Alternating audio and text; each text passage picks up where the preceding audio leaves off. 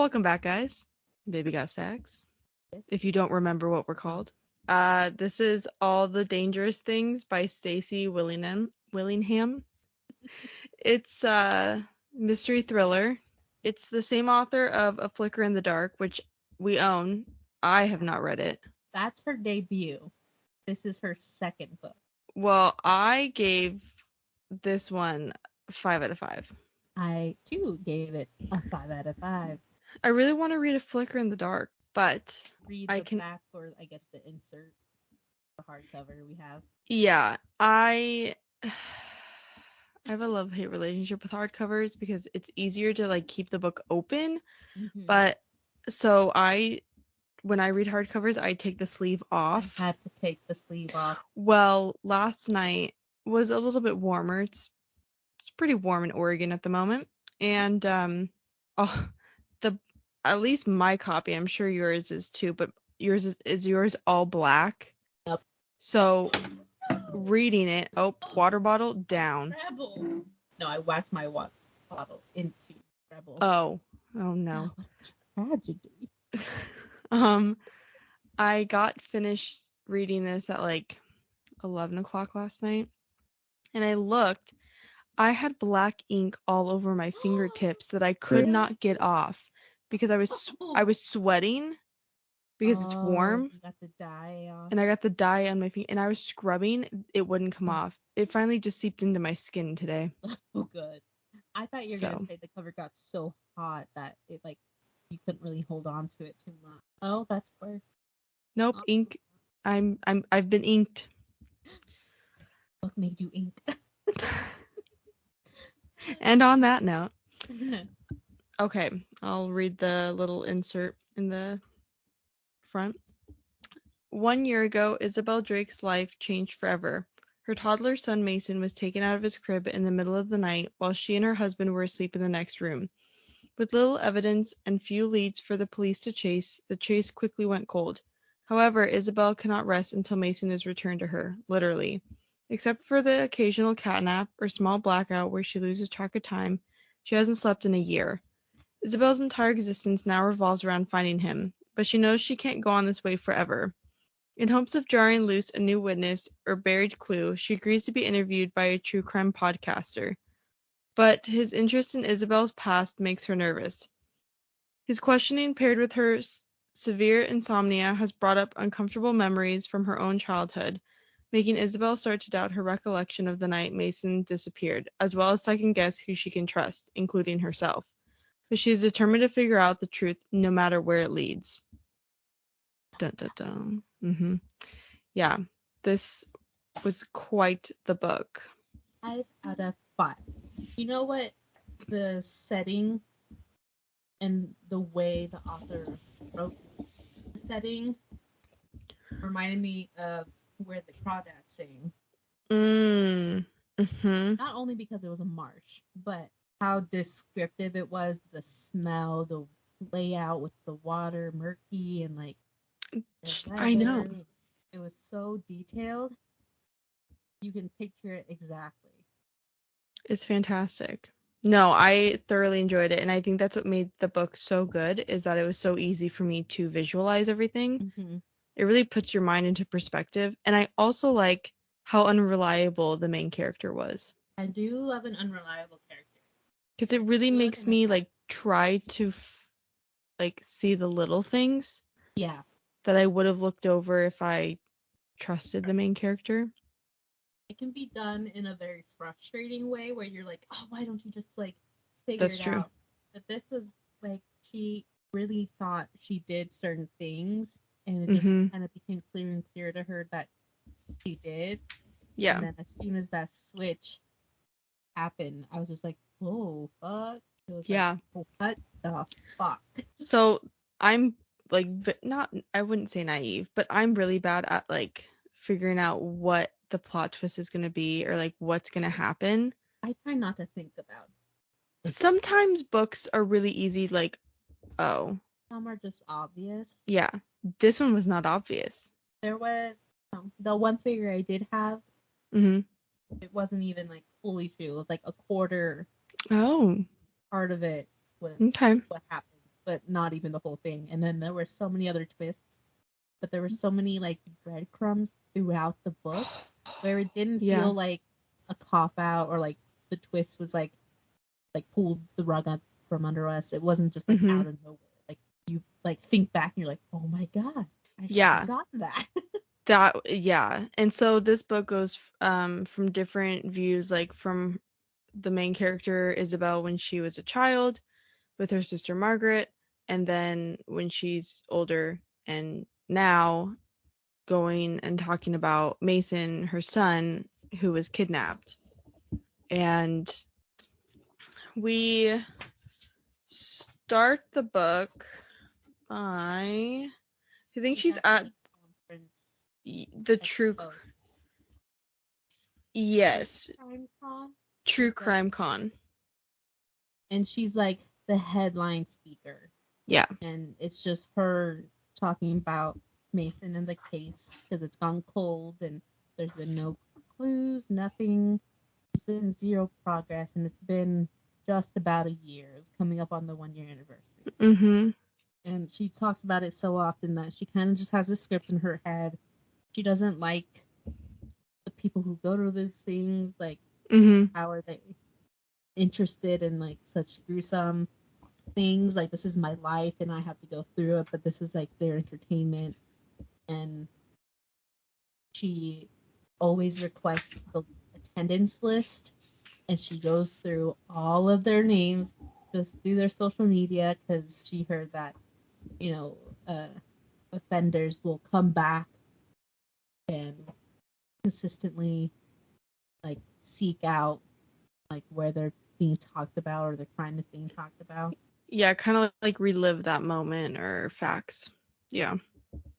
She scrutinizes every little thing. She has one of those murder maps in her dining room with pictures and strings and notes and maps, and she's got the red string thing going.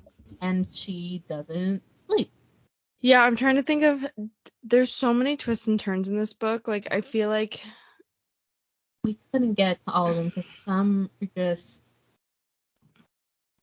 Yeah, so Waylon. Mm-hmm. Who's the podcaster? He asks if she would like to work with him to do an episode. First she declines, but later on she decides to reach out to him, and he comes and like listens to her story. Yeah. And does a bunch of research, and she finally feels hurt. Yeah, and so her like ex-husband, I don't know if they're officially divorced. I think they're just separated. Ben does not live in the house with her. He moved out like a little bit after Mason was taken, and so it's just her and Roscoe, her dog. And she does not sleep. She has not slept for a year. She takes micro naps. Yeah, or she just blacks out. Yeah, or she just blacks out, but she just does not sleep. Actual rest. Which I could never do. So at night she usually walks Roscoe. It's like 2 a.m. and just kind of looks out for things and like looks on forums and different websites and looks at comments and new articles. It's just wild. Yeah, so the chief kind of really irked me because it really seemed that he just thought it was her who killed her own son and just treated her in the way he talked to her. Yeah. So annoying.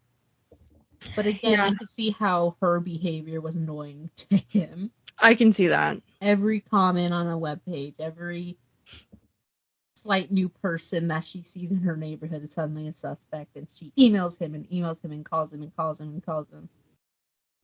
Yeah. Also the attack she did. Yeah, so she attacked a grocery guy, like a bagger at because she realized that he was on the sex offender list, and that guy used to give Mason stickers. Come to realize, she found out that he was peeing in public, like after a drunken night, and that's why he's on that list. It wasn't because he like actually did anything. Yeah. So I guess he completely attacked him, like broke his nose. Yeah, it was wild. So people are a little standoffish when she comes with questions. I'm trying to think, should we just like just say it?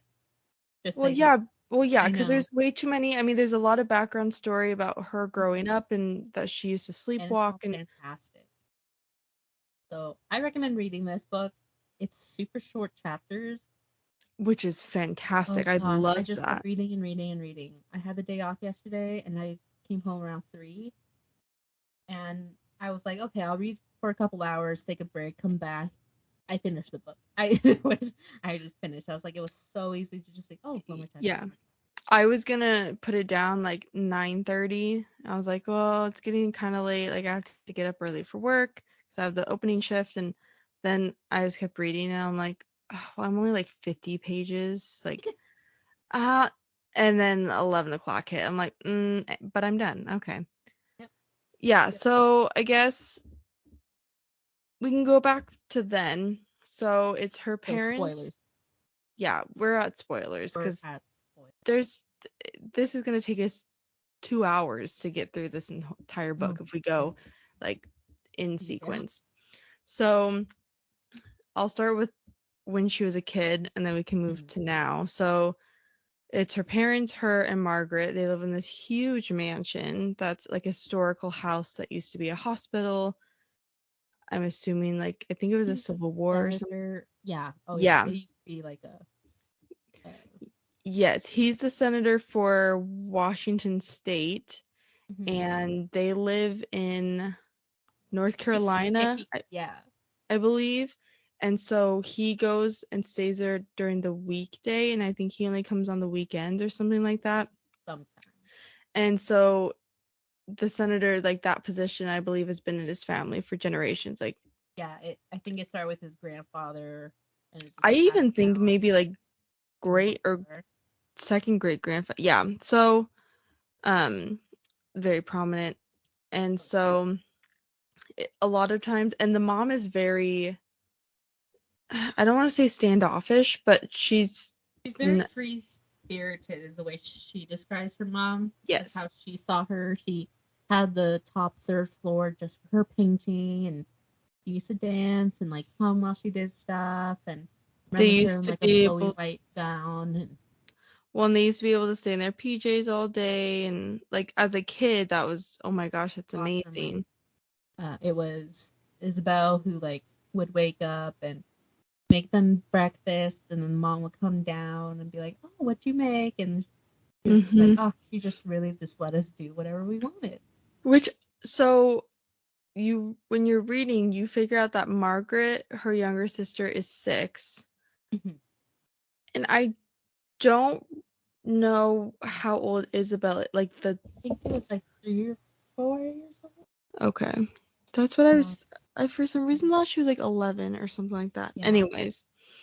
And so Margaret says that Isabel has been sleepwalking, and one night Isabel just walked into her room and like her eyes were open, but she was like not, like she was sleeping. Yeah. And it really freaked her out. Yeah. And being 6, she didn't really understand, so she goes like, why do you keep doing that? Can you stop? And she just couldn't grasp. She loves her sister, so even though it scares her, she runs to go sleep with her in bed because that's who she goes to when she's scared. Yeah. And so one night she wakes up, or in the morning, and she sees there's footprints, like muddy footprints, and the carpet's like soaked, it's wet. Yeah, so she wakes up, Margaret's not there. The night before, the air conditioner broke, and so they were really warm. And so they were like, well, let's just sleep in my bedroom so we can have the window open because it faces the bayou, and so maybe that the marsh can kind of bring some coolness to us. So Margaret and Isabel are sleeping in the same bed. Well, they wake up. Isabel cannot find Margaret at all. The carpet in her bedroom soaking wet. The bathroom has a bunch of towels in it. She's not wearing the same nightgown that she was the night before, and she's got mud on the back of her ear, and That, she's so confused on what had happened. And she goes down, and mom's crying, dad's just looking at her. She's like, what's going on? Where's Margaret? And the dad basically tells her, like, Margaret passed, there was an accident.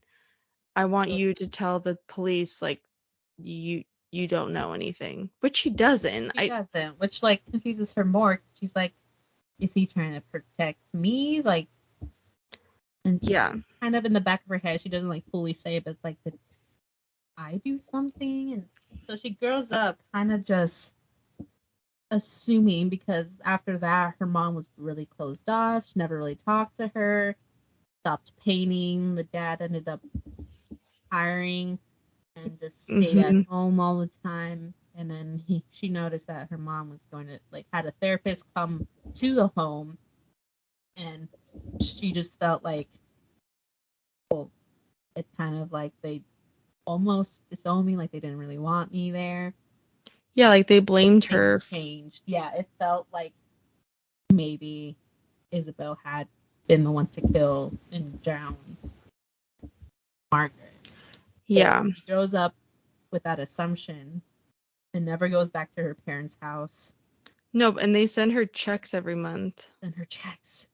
And they didn't really want to be a part of Mason's life. They talk about how the mom, like, they only met Mason once, and the mom didn't want to hold him. She actually, like, left the room. Yeah. And then we find out why. Yeah. Mom killed Margaret. She had not a miscarriage. She gave birth, I guess, a stillborn. I think it was stillborn to Eloise. Eloise or Ellie, which Margaret had then named her little dolly after Ellie. I know. Brutal. That's so heartbreaking, but like she doesn't know. She doesn't, but I was like, oh my gosh. And so she fell into like extreme postpartum depression. I forgot what it said. It was something. Yeah, I don't remember the term. It says it in the book, but yeah. It was extreme, and she was having thoughts of killing her children, and she had tried once before and tried to get her husband to help, and he was like, "Oh, you're fine. It's fine." Like, yeah, husband was a dick. It was an accident. Oh, she had left the oven door open. Yeah, she was gonna carbon monoxide poisoning, but something caught on fire beforehand, and part of the house caught on fire. Probably. But what ended up happening was Isabel finally went over to visit. While everyone else was asleep and she can't sleep, she went upstairs to her mom's paintings and saw one she saw as a child and thought it was her by the marsh, but she had seen it unfinished, and now it's 3 people, a woman with 2 girls, walking out to the marsh. This is when the mom tells her that she had brought out Margaret and Isabel out to the marsh, and Margaret had drowned before the father can get there and drag them back in. That's so sad. It is so sad. And the mom didn't even think to realize that Isabel had thought it was her. She was like, I just thought all my life it was me. And the mom was like, oh my goodness, I didn't think you would have thought that. It's like, how? I'm like, how did you not? Yeah, that one, that kind of irked me a little bit. I was like, how could you not know? Yeah. So that was mystery 1. Because Isabel was watching back baby monitor clips before she knew it wasn't her who killed her sister, but was watching Mason in his crib. And there was a few nights where she actually saw herself walk in, stare for hours, and then go away. But creepy. Very creepy. But one night, she had walked in and then saw herself actually pick up Mason, and then she stopped the video. Yeah. So she was really thinking, oh shit, maybe I did something to my son without knowing.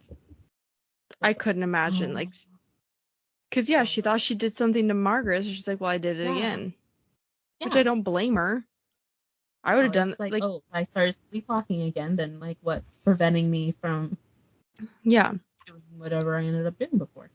So then we go to now, and so there's Ben, Waylon, Isabel, I guess we could and start when Isabel started at the Grit, the yes, magazine. yeah, Magazine? it's like an magazine. She was an editor.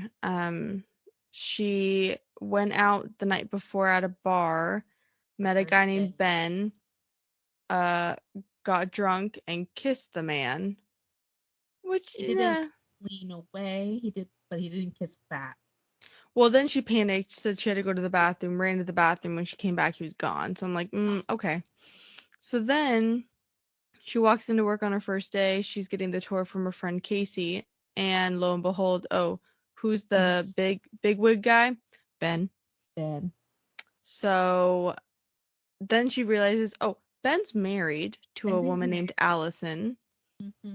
and so then we kind of see like Ben interacting with Allison at I think it's a Christmas party, Yeah.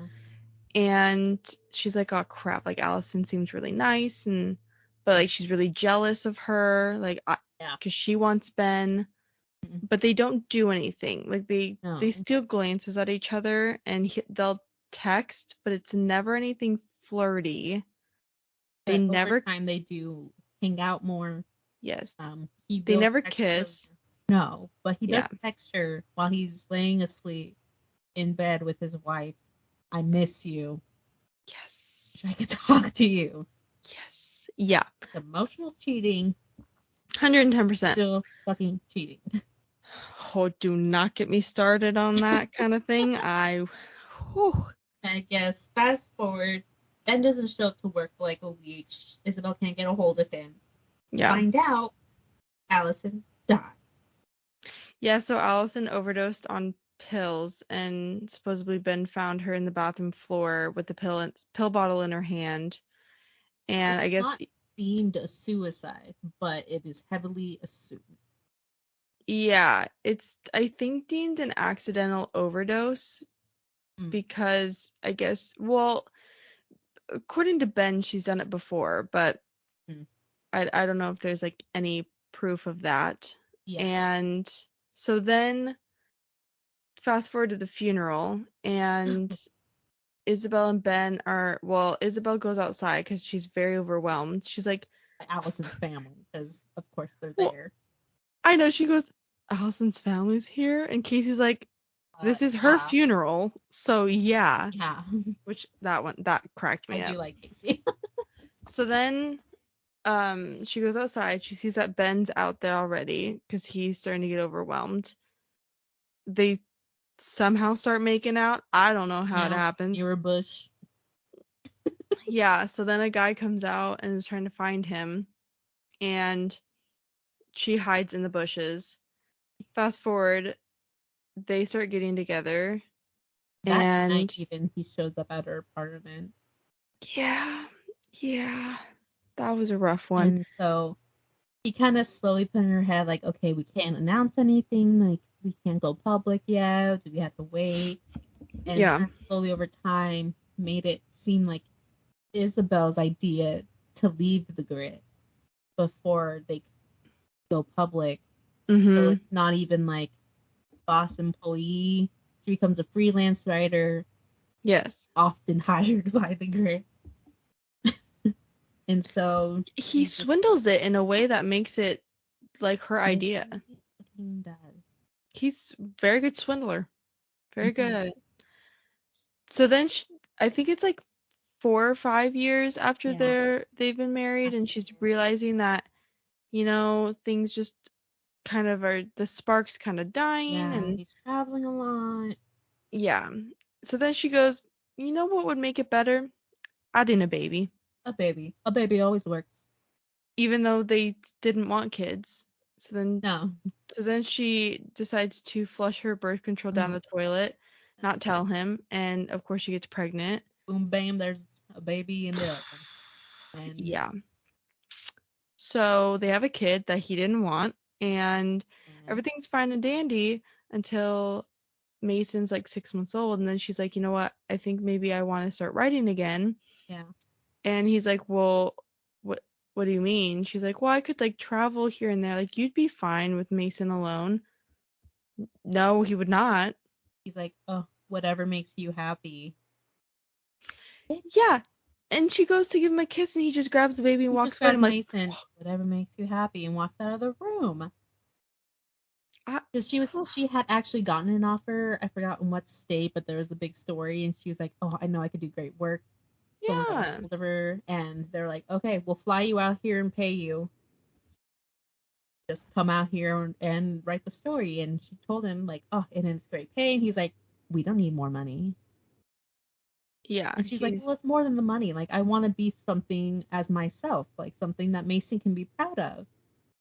Like, I can be more than a mom. Mhm. Whatever makes you happy." Yeah. I didn't like him. So then I'm trying to think. I think it just cuts to she actually does end up traveling more and more, and so he Yeah. actually does have to be home with Mason. Yeah, But which he's not liking. So then I guess before we finish that story, because that's a huge spoiler, we can get into Waylon, because Waylon will like come on, then.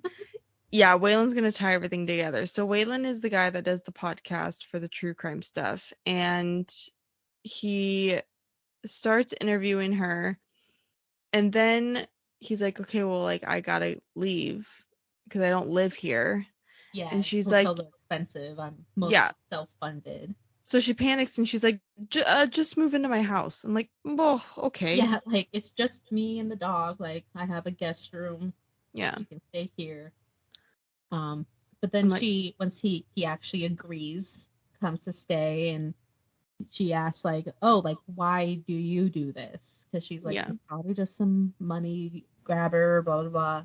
He actually says his sister had been murdered, and it's unsolved, and he's been trying to help others find their missing person because his yeah. podcast had actually found, well, not found the missing person, but closed the case. It helped close a case, yeah, on a missing child. And so, but he keeps asking her questions like about her childhood and things that, of course, to someone that is very sleep deprived would be panicking.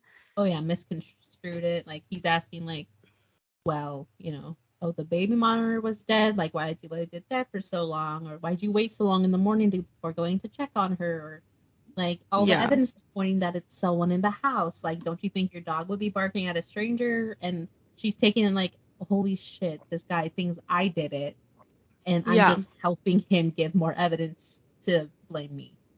So then she starts panicking even more because one time late at night, she realizes, well, before it gets late, she realizes the detective Dozer comes over after she keeps hounding him to check her neighbor because at one point she was going for a walk and there was this old man that was sitting on a porch that she had never seen before, and she started panicking because she had talked to the old man and he just kind of looked through her and was very confused. Yeah.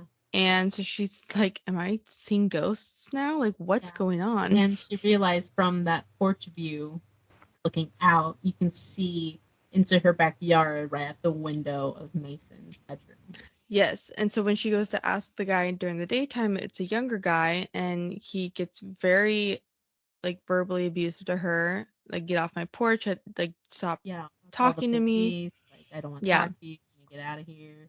Yeah, so that really raises a red flag of like, why won't this guy talk to me? Who's that other guy? And all this stuff. So she starts to panic and starts hounding Detective Dozer. Well, then finally he comes over and she tells him everything. Well, as he's leaving, Waylon calls her and says, oh, I just spoke to Detective Dozer and like I have some information, which she knows is a lie because Detective Dozer just left her house. And so she's like, well, if he's lying about that, like what else is he lying about? So that night she pretends to be sick, stays in her room, Mm-hmm. And then at night she goes out and starts looking at his stuff. Well, then she realizes that he was taking photos of her with Ben previously, like when they first met, Yeah. when like all this stuff. He found the article on her sister Margaret about her death, and so then she's like, "Oh my God, he thinks it's me," and He like has she the just starts, interview tapes. yeah, she just starts spiraling. Yeah, she is just panicking, and so she confronts him ultimately, and then well, she doesn't really confront him because she remembers that his voice sounded familiar, the way he said a phrase, and Mm-hmm. she realizes that he was there the day of Allison's funeral. That's after she kicks him out Yeah. and then goes to her parents' house, finds out what happened with Margaret, and then Mhm. tries to put more things together, and then meets up with Waylon again at that bar, and she's like, "I'm sorry, I just like, I really thought you thought it was me," and he's like, "Oh, I did not think it was you. I think it's Ben." Mhm. And she's like, "Why do you think it's Ben?" Like she's still on his like side, like still Yeah. defending him, and he explains like, "Well, like I know Ben." She's like, "Well, I was married to Ben for 7 years. Like I know Ben," and it's like, "Oh, he's my brother-in-law. I know Ben." Yeah, so he was Allison's brother. That was a great plot That twist, I was tell a you what. good one. Stacy, fantastic job. Yes, insert clap. And so then towards the end of the book is about figuring out how to uh not frame Ben for murder, but basically Well, she's try to trying now. She thinks she's questioning everything she knew about his and Allison's relationship, and like Waylon had pointed out how similar she looks to Allison, and then how similar she looks like to Ben's new girlfriend, Valerie. Valerie. Mhm. And she's like, "Oh shit, she just looks like I did when I started the grid." Well, and then we found out that Allison was pregnant when she died, Yeah. which was also a big thing. Mm-hmm. And he said, "I bet you he killed Allison because he didn't want to be a dad, and he couldn't have killed you because that would have looked way too suspicious with two wives dead. So he had to And he'd take have to be a single father. correct. So get rid of the baby." I was like, Get rid of "Oh, the baby. it's like, oh, that makes sense." And Okay. Valerie was actually the therapist. He wanted Yes. him and Isabel to go to couples counseling. She didn't want to go. He went anyways. It was Valerie. Yes. Air quotes. So Isabel feels the need to go talk to Valerie and warn her about Ben. Like, this is like, you're the third, Mhm. and it's not looking good for Ben. And Yeah. like, I think he did something to Mason. And she's like, he would be really upset if he heard you saying that. Like, I can't, he told me you were crazy, blah, blah, blah, blah, blah. And Isabel goes to leave and sees like this collage of photos of him and Valerie on her wall. And she's looking really close and she's like, what the hell? Like, how long have you guys been together? And it had been 2 years? 2 years because Mason was 6 months old when they started seeing each other. Yeah. So he had been lying. And she had Big gone time. to their house Yep. when she was traveling, and she kind of just stepped into that spot. And you find out Valerie's psychotic. Yeah, so Valerie wanted Ben but didn't want the baby. So Valerie's like, well, I've in my group of counseling, this lady can't have children. So let's eliminate Mason Right. and And just he goes to a better place. yeah, so she took Mason, gave it to the woman Yeah. and got Ben all to herself. And she started changing her looks to look like Isabel, which gross. Dressing the same way. Oh, it's so weird when that happens. So then it ends. Well, so then they get into a huge fight because she realizes what Valerie did and took her son. Isabel ends up killing Valerie by like knocking her down, and she hits a glass table and shatters it. I was gonna say we never find out what happened to Valerie's body. No, we do. I'm pretty sure the police just found her. She made it look like it was a burglary gone wrong. Well, she did that, but also she'd always been wearing one of Ben's like class ring or something. It wasn't his wedding ring. No, it was a class ring. When he was moving out, she saw it in one of his boxes and kind of just swiped it. She doesn't really know why, but she always wore it as a necklace under her clothes. So in that moment, she just whoops, dropped it, rolled under the couch. Well, she wiped off her fingerprints and then dropped it under the couch. And kudos to her. A sealing piece of evidence, I think. Yeah, so Ben's in prison and he's like, I didn't do it, and she's just like, he played it so cool, like, did you plan it with her? Like, I can't believe you let her like come into our home and like hold our baby. It was, oh my god, it was chef's kiss. And so then at the very end, Mason's still alive. He's about he's over a year old. He's almost 2. Yeah. And the woman was at the true crime con. Yeah. She had actually been to a couple of her talks. Crying. So crying at her story about Mason. Yeah. Ugh. Yeah, which is wild to me. So that's how it ends. She gets Mason back, and they finish the podcast episode implicating Ben and Valerie. You know, I honestly thought that her and Waylon were gonna get together. I thought they were gonna get together. Maybe they do. Maybe. I definitely thought so. But yeah, 5 out of 5. Loved it. Really kept me on my toes. I have Shauna's. And I also have a Goodreads. Ooh, what do you want to do first? Some Goodreads? We could do Goodreads. So this has a 4.16 stars. It has 64,714 ratings, which honestly not as many as I thought it would be. It was a thought it had more. Book. So I'm sure a lot of people who have the subscription got this book, but otherwise, I feel like maybe people want to read her first book first before getting yeah, probably.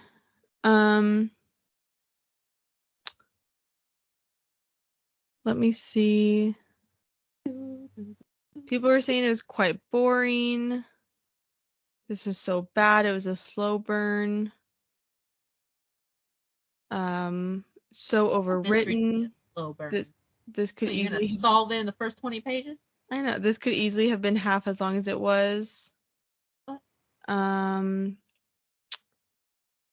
They're not like this book was a struggle to read. The writing style is not engaged. DNF.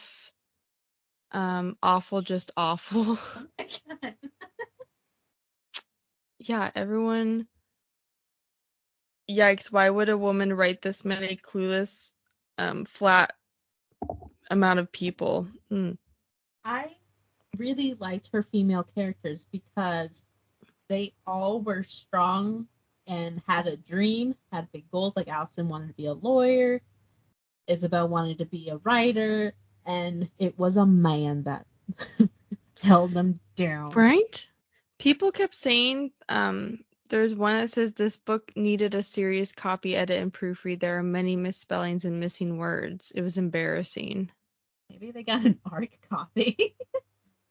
Maybe. Anything, and I'm someone to notice that. Someone was like, I feel like the meme of Travolta standing alone in the room walking around. Is it me? I absolutely hated this book. Oh my god, yeah, it's just her. Yeah. People hated it. Loved it. Boring, filled with phony writing, repetitive. I will say, some people don't like descriptive writing because they feel like it's pointless. I love it. I love it. I want to know the scene. I want to see what's in the author's This person did a lot of D's. Disappointed, dismayed, disheartened, and discouraged. Discouraged. I am so disappointed in this story. Down that much, maybe. Maybe. Things in her life. Yeah, I don't know. To me, it was like a 6th grader with an assignment to be expressive wrote this. If I wrote something half as good as this book in 6th grade, I'd be award-winning author by now. I'd be a prodigy. You really would. So, right. Yeah, some people didn't like it. Well, that's gonna happen. Yeah, a book's not gonna be perfect, but this one was really good. But this one was all right. Yeah, this one was perfect. First question. Okay. Do you think Ben was in on Valerie's plan? Or how involved do you think he was? Because it's hinted that he doesn't do anything outright, but heavily hints and like gaslights. I think he said things, but not on purpose. Meaning, I think when he was with Valerie, probably there were some instances where maybe Mason was fussy or things like that, and he'd just say, "Oh, I didn't even want to be a dad," or "Oh, I just wish some days I could run away," or things like that where you kind of talk out loud for dreams. The baby monitor was dead, and that wouldn't have been knowledge that Valerie particularly knew unless he said something. True. That feels weird to just like bring up. Yeah, unless he was like purposely trying to be like, "Oh, I need to buy batteries." The baby monitor. And it was hinted that like Allison, he like got in her head and maybe like left the pills by the scene. Yeah, because I was gonna say like thing. Because I feel like with Mason, like it could have easily been where like maybe she wanted to, I don't know, hang out outside and the baby was sleeping or something. And I could believe that Valerie did everything on her own, but what gets me is the fact that is Allison. Yeah. Like you have a weird past. Yeah. But that on its own, just him and Valerie is crazy. Yeah. Right. Okay. What was the best twist for you? What was your favorite? The biggest. What you gasped at? The mom really had me. Oh yeah. I was not expecting the mom. I honestly thought the sister killed Margaret. Not on purpose, but I did not expect the mom to do that. Yeah. Mine was when Waylon said he was Allison's brother. Oh, that was a good one too. That was a good one too. Yeah. Because Isabel was kind of starting to suspect like he sought me out. He knew I was gonna be on that plane. He knew that I would say yes, and like that's why he stayed at my house. And that's all kind of true. Mm-hmm. But it was to learn more about Ben, not Isabel. Yeah. Like, I tell you, there were some good plot twists in this book. Mm-hmm. Why do you think the lady who took Mason went to watch Isabel's talks? I think she felt guilty. Guilty? I think she wanted to see that this woman was crazy or didn't care, or even though she was talking about caring, maybe she was hoping that she could see, oh, she's clearly fake crying or things like that. She was trying to make herself feel better for what she had done and to justify her actions. She did the right thing.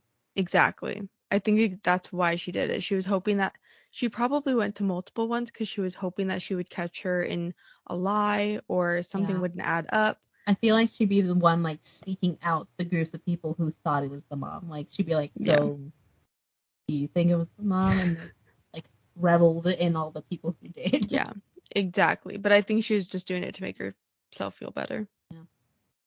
Why do you think the title is All the Dangerous Things?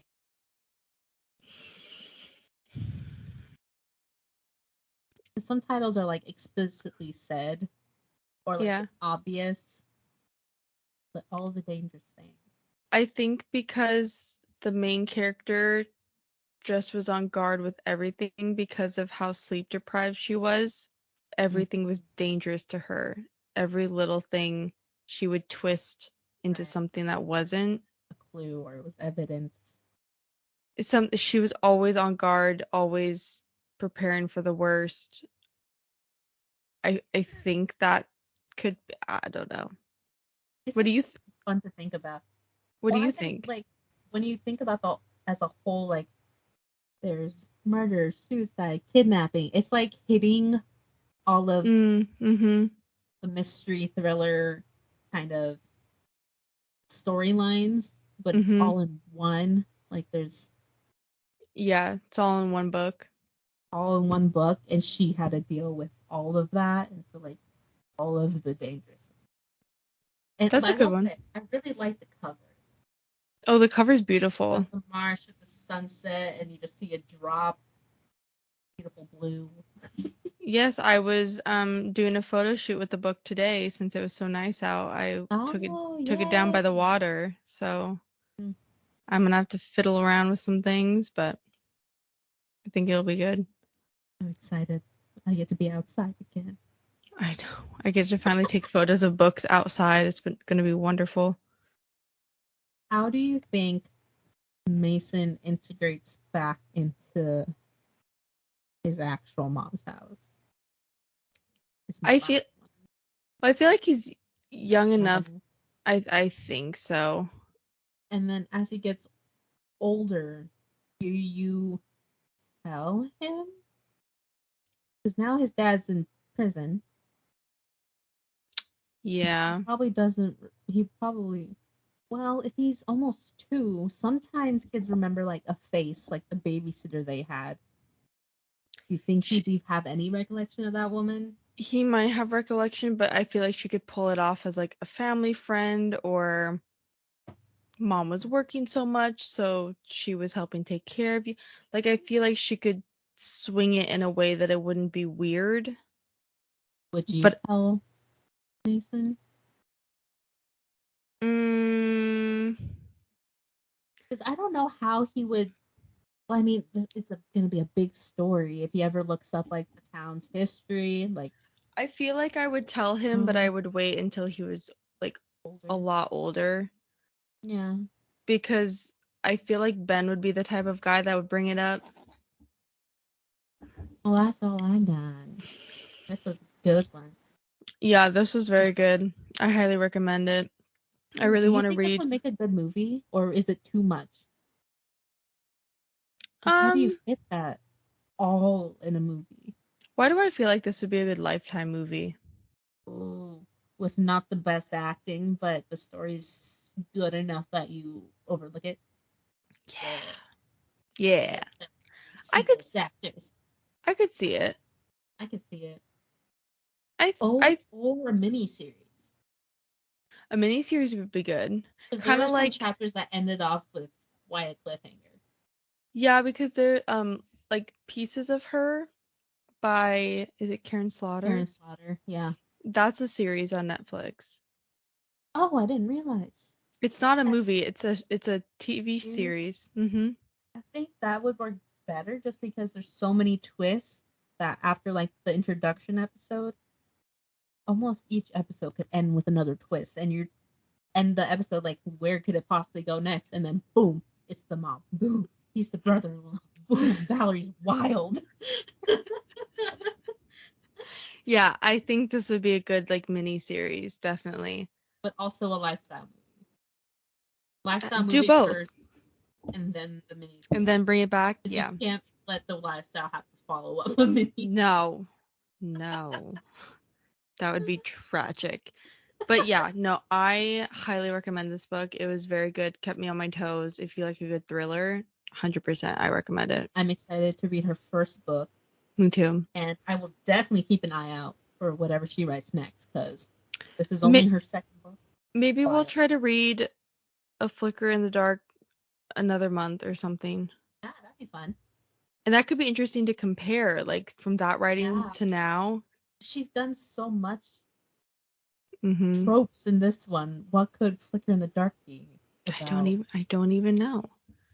Well, But I know next week you're really excited for what we're going to be reading. it's gonna be May.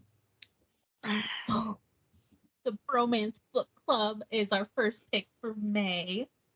Mel's I favorite. love this book. I've read the whole series now. It's a series of 5 currently. And it's just so much fun.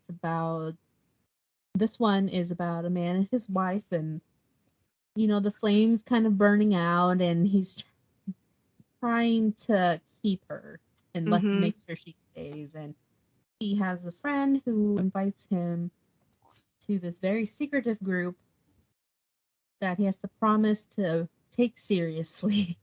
Yeah. And it's called the Bromance Book Club. It's a bunch of prominent businessmen and athletes who all come together to read romance books to become better men for their significant other. And that is in itself is such like a little heartwarming thing. I love it so much. You get to go through these different men's relationships, see how they learn to love their person. I'm excited to read it. It's funny and it's sweet, and there's a snippet of the book that they're reading in their romance group, and it's just fun. I'm really excited to read it. I'm so excited for you to know the characters, and I can talk to you about it because I do have a favorite. Okay. He does get a book later on, but I don't know if she's planning on writing more. The 5th one is a Christmas special kind of, but there's 5, and it gets iffy if you keep going. Oh, okay. Okay. Well, I'm very excited to read it. You've talked very highly about this. I love it. So I'm excited. I had to go and get it from my car library. Yeah, put one back and check one out. Because I keep a library on the go at all times. Oh, yeah, you never know. You never know. I may not have a blanket in my car in case I break down, but by God, water, no. No, but by God, I can pass the time with some books. I would probably, even in an emergency situation, probably wouldn't use my books as kindling. Oh, 100% no. No. I'd be like, I will go walk around for sticks for an hour, then you touch my book. I might pop them open and put them on me like a blanket. I would still be too scared they get dirty. Yeah, it was rough. So taking the photos of all the dangerous things, I was propping the book on rocks, and there was little bugs, and I was like, I swear, if these little bugs get on this book, I'm gonna lose it. I get nervous if like don't get dirt on it. Yeah, I get that. Bees and the pollen. Yeah. But yeah, so next week we're back to romance. It'll be a nice change. And yes. You can check out the rest of our May schedule on our Instagram, Baby Gas Stacks Podcast. And we also have links to where else we are, like Goodreads. You can see what we've read, what we want to read. If you see something on there you want us to read, let us know. And follow us wherever you listen to this podcast. Yeah, and thanks for tuning in. I know you guys are all over the place. We appreciate every single one of you. Yeah. So yeah. Thanks for tuning in to a slightly longer one. Yes, thank you, and we'll talk to you guys next week. Yeah, bye guys. Bye guys.